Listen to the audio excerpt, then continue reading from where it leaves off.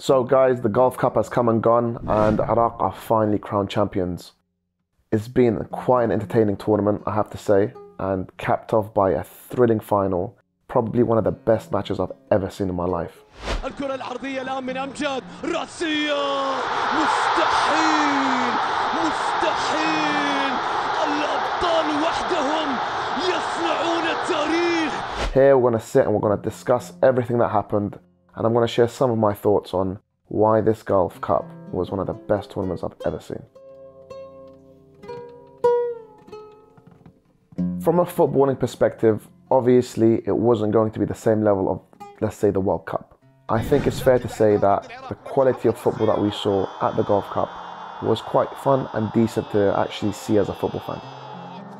We saw from Iraq's perspective definitely clear improvements under the new managerial reign of Jesus Casas, and that was really reassuring to see. I think fans need to be realistic and understand that this is only his third month in charge.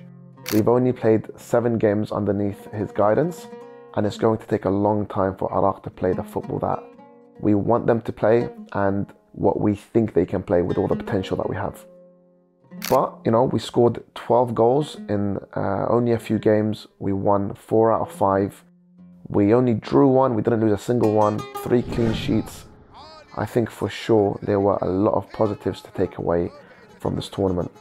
If we want to get into like real tactics, I think Iraq in the first half especially, we saw the team learn to press together as a team better. We saw passes and possession being maintained at a much better quality than any point recently. I think, yeah, we are heading in the right direction. Towards the second half of games, generally, the quality dropped. The players did get a bit more tired, and that's understandable. We need to be realistic and understand that a lot of key players were missing from these tournaments. This was mostly local players and 3 expats.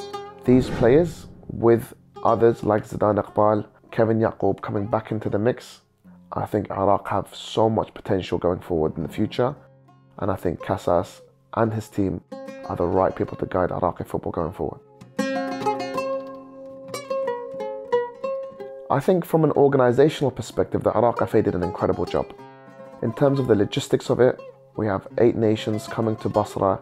They were provided with proper training facilities, very good hotels, but not just that. We had fans come from all across the world, not just the Khaleej. Basra hosted this successfully. Credit where it's due, the Iraq FA have done a very, very good job in doing this. And we have Adnan Darjal to thank for in terms of making this all possible. Was everything perfect? Of course it wasn't, but it never is. Given how long it's been since Iraq has been able to host a tournament of this magnitude, there are inevitably going to be some errors. I think as a starting point, the Iraq FA should be credited because they deserve it thoroughly. I think as an opening ceremony, it really captured how incredible this Gulf Cup was going to be. It was very clear that a lot of money and time had been spent making this a very special performance. Honestly and truthfully, even as an Iraqi, even as somebody that is involved in Iraqi football, I was not ready, nor was I expecting this ceremony to be so professional, so beautiful, and so organized and creative. I think it really did capture the history, the culture, and the beauty of Iraq, and it was beautiful to see. The Iraqi fans clearly loved seeing their team finally come back to Basra, finally come back to Iraq, and host a tournament of this magnitude. Iraqi fans are deprived from getting to watch their national team. Most fans from across the world are able to go buy a ticket and watch their national team play the same day. Yet for Iraqi fans who are crazy about football, we don't have that privilege, and I think it's so unfair. We saw that the reaction of the Iraqi fans turning up 5, 6, 10 hours before the game actually starts, just to ensure that they can watch their favourite players. It's great that Gianni Infantino, the president of FIFA, was in attendance for the opening ceremony and the first game. I'm hoping him and FIFA as a whole will realise just how much football means to Iraqis and will allow us to finally host official games on our home territory. Whilst the Iraqi team put in a huge performance and a huge shift, I have absolutely no doubt it was the fans that pushed the players those last 10-20 minutes and led the team to victory. Without the fans, that win would not have been possible. I want you to imagine if Iraq actually played their World Cup qualifiers in Iraq with those same fans sat behind the team. I have no doubt we would have qualified for this recent World Cup in Qatar. No doubt whatsoever. The decision lies in FIFA's hands, and I hope they finally let football come home to Iraq. Our fans deserve it, our players deserve it, our national team deserves this. This is our right. Football's obviously more than just a sport. I think this Gulf Cup, the success it had, will hopefully allow Iraq to expand itself from an economical perspective as well. Tourism is obviously a huge part of our economy. Now that our neighbours in the Khalij have come to Iraq and seen the beautiful culture that we have to offer and the safety that's present in Iraq, I'm hoping this will lead to tourists coming to Iraq more regularly, and importantly, it will lead to foreign direct investment coming into Iraq and hopefully lead to further development in areas like Basra, Baghdad, and the rest of Iraq as a whole. Whereas from a footballing perspective, I think it's also going to help develop Iraq even further. In a matter of months, Casas was able to really squeeze out all the talent from a limited number of players. I have no doubt him and his team will go across Iraq scouting, finding the best talents, but also looking at the expat players that we have abroad and then merging them together to give us an incredible national team, able to compete with the best in not just Asia, but across the world. People watching this might think I'm crazy, but I promise you, the Iraqi talents we have in Iraq and in Europe are unbelievable. We just need to find a way to bring these players together, give them an opportunity, and allow this chemistry to develop over the next couple of years, leading up to World Cup 2026. In terms of what we can learn from this national team this tournament, I think it's so amazing to see a team consisting of Shia, Sunni, Christians, Kurds, people from all backgrounds, all ethnicities, working for a just cause, developing Iraq and making Iraqis happy across the world. And the team succeeded in this. And I wish that people across the world see this and know that a united Iraq is better for everybody.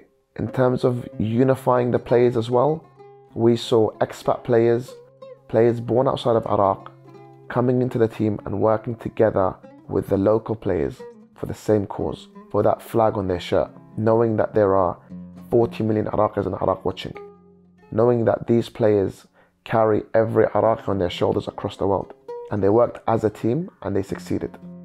There should be no more doubt that the expat players have ghira and care about Iraq, but at the same time, I hope Iraqi fans watching will respect the local players and understand that Iraq does produce amazing quality. Together, using expat and local players, Iraq can compete with the best. Obviously, the incidents that happened before the final match were horrific to see, and our deepest condolences go to the families of those that were affected. Unfortunately, this problem happened because of how long it's been since Iraq has been able to host a tournament like this. Inevitably, there were going to be mistakes that were made. I think it's unfair for people across the world to use this as an example to label Iraqis as uncivilized or wild, which is what we have started to see in the media. This is not the case. The reality is that Iraqis love their national team, that they were prepared to do everything possible to come and watch this game. I think it's unfair to put all the blame on the Iraqi FA. At the end of the day, the Iraqi FA was going to make mistakes given how little practice they've had in hosting a tournament like this. I think it's only fair and right that FIFA are also held accountable for these incidents. Because of their ban, Iraq are unable to host games and therefore don't have the practice or the know-how in terms of how to approach such incidents. Hopefully nothing like this ever happens again.